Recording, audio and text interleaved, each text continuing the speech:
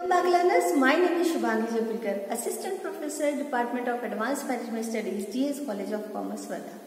In this session, we will learn about the performance management process in detail. As we have seen the meaning and things associated with performance appraisals and PMS in detail, in this session, we will see the 5 stages in performance management system. In performance management. The process begins with planning stage. Planning can be done in 2 ways.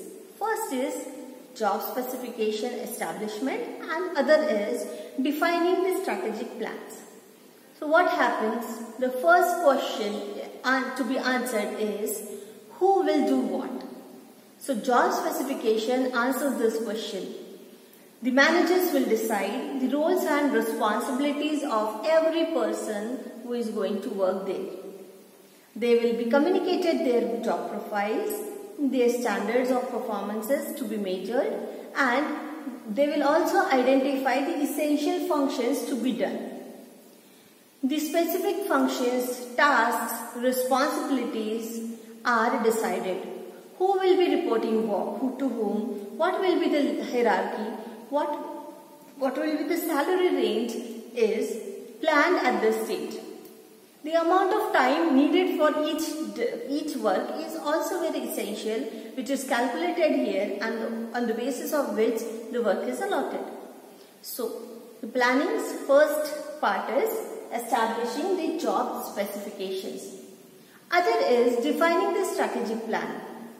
So, in strategic plan defining, we do is where we are heading in upcoming years is answered. Who will be, how we will get there, how the company will know if we have already reached there or the objectives are fulfilled or not. So, to know it, we will have to set some standards. This stage also includes the framing of mission statements and goals. Also, it takes the strategic initiatives to design all this. This is about the planning stage. Let's see the second stage, which is developing stage.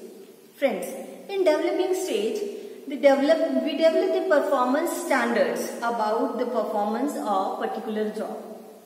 Generally, outlined with the help of all those employees who will be actually performing the tasks are fixed. And they are communicated certain standards or ranking scales. The popular scales are 1 to 5 or A to E. In the third stage, monitoring, it is very essential that the managers monitor and takes the feedback of the people. Friends, here there can be 2 ways ratings. Like the subordinates also rate their leaders and leadership abilities, as well as the leaders, managers or team supervisors rate their team and every person in the team. So this is both ways, and the constant feedback always give a track record of the performance of the person. How it helps, we will discuss through some stories.